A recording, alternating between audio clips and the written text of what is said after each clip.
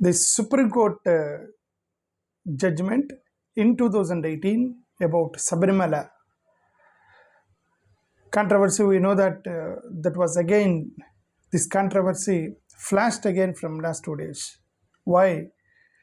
Because it was referred to the Supreme Court again. What was actually the controversy in 2018?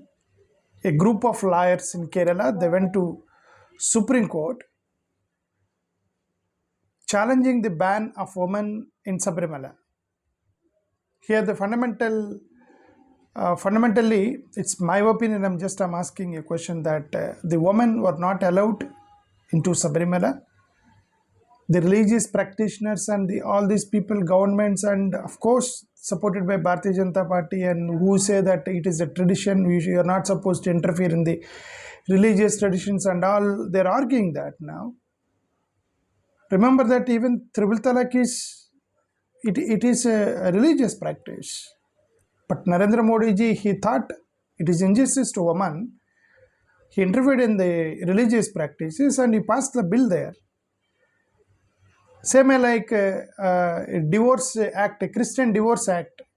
In 2019, there was an amendment made by Narendra Modi ji, that earlier act, I think 1872 Christian Marriage Act. It's not Christian Marriage Act. It's something. There is some Divorce Act, 69 or something. Exactly don't know, but there is a Divorce Act, Christian Divorce Act. So that allowed to give divorce to a leprosy husband or a wife. But Narendra Modi ji amended that and included that leprosy will not come under a reason for giving divorce, because he wanted to say the leprosy people not supposed to give divorce.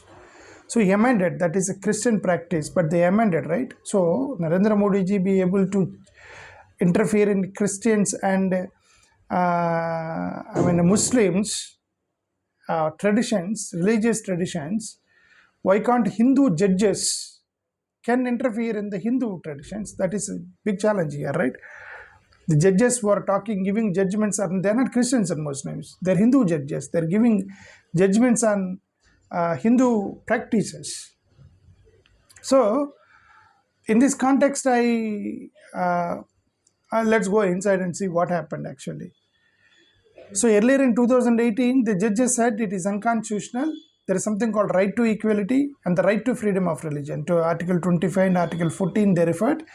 And they said it is injustice to women, because religion versus equality is most important, and many people supported. They said it removes the discrimination against women, and they said menstruation based exclusion is unfair. That was actually the judgment, of course, by supporters. Opponents anyway, as they say, what they say that it's a religious belief, religious practice, it's our tradition, you're not supposed to interfere in the religions. Remember that earlier when you banned Dalits in the name of untouchability, that is also tradition.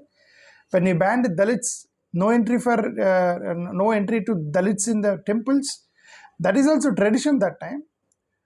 That's it, as a triple talaq is a tradition, and a Christian giving divorce to leprosy people is also traditions, and their Christian and religious beliefs. And so all these beliefs we broken in the name of humanity. When it comes to the humanity, equality, freedom and fraternity, and then the religious practices need to be changed and adjusted according to me. That's what I say. That's why many people supported 2018 judgment on that.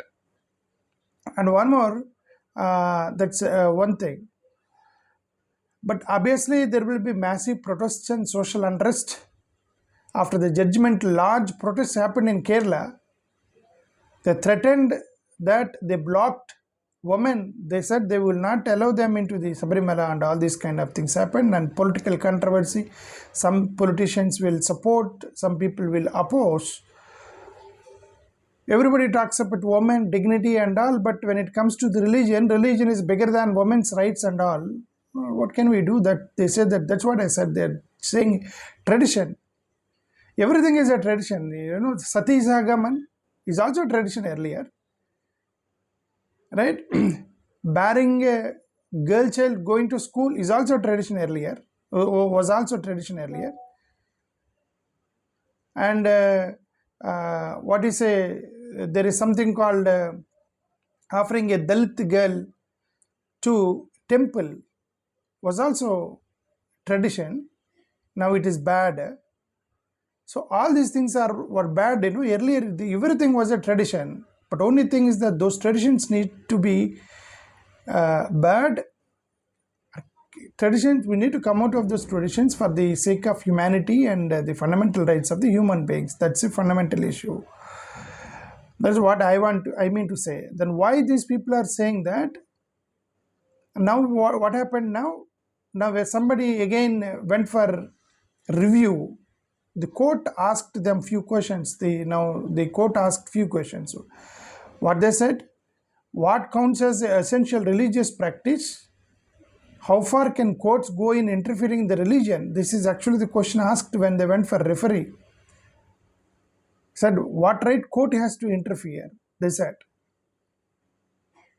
if courts doesn't have right and parliament doesn't have right and human right to activists doesn't have right, only religious practices are strict only to the religion, then we should have been in the Manuvedic time even today.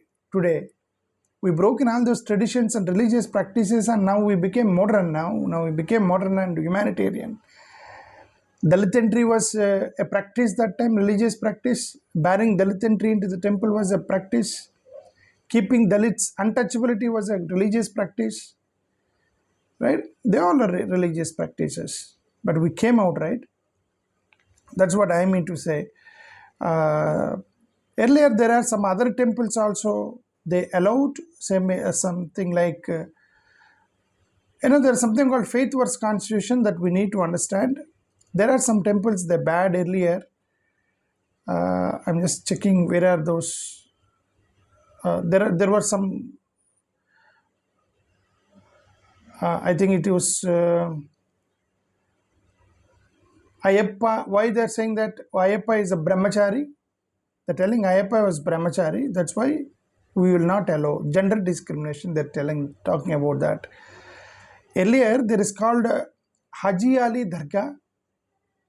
Women were once restricted. They were not allowed to Haji Ali Dargah, but later court said it is injustice and then started allowing them. Court only interfered in the Haji Ali Dargah. Shani Singnapur temple, these also women earlier banned. The court said no, that's not right, and then they allowed. So earlier there are some cases where earlier courts interfered and then instructed them that to allow a woman. They're asking that why you're barring the woman. Now they're saying that why we banned women. They're saying that because Ayyappa was a brahmachari. Ayyappa was brahmachari. Lord Ayyappa was not only the brahmachari, not only Lord Ayyappa was brahmachari, but many people were brahmacharis. Like Hanuman was brahmachari. He was, given his life to Lord Rama, and discipline, devotion, and strength of Lord Rama. He was brahmachari. Then the women are going to brahmachari's temple, right? Kartikeya was brahmachari. In South India, many people, even married women, worship Kartikeya. So Kartikeya was brahmachari. Shiva was brahmachari. Yogi, ascetic. Like a Dakshinamurti, something kind like that. So they are also brahmachari. Dattatreya Swami was brahmachari. Is a spiritual knowledge and determinant. And Bhishma was brahmachari. Lifelong vow of celibacy. And so there are so many, not only Ayyappa Swami, and then so many people were brahmacharis, but they were allowed to women. Because when women wanted to worship some god or goddess, or there is something called religious freedom, we should allow them. What is the difference? Earlier, Dalits felt bad because when they barred to a temple, now the woman will understand what is the pain of Dalits went through when they were trying to enter into temple and then they were not allowed. Now the Hindu woman might be understanding the pain and the difficulties when someone says that you are not allowed. That's what I'm thinking. Okay. I hope they should be allowed soon. I hope that they should be allowed soon. Thank you. Namaste.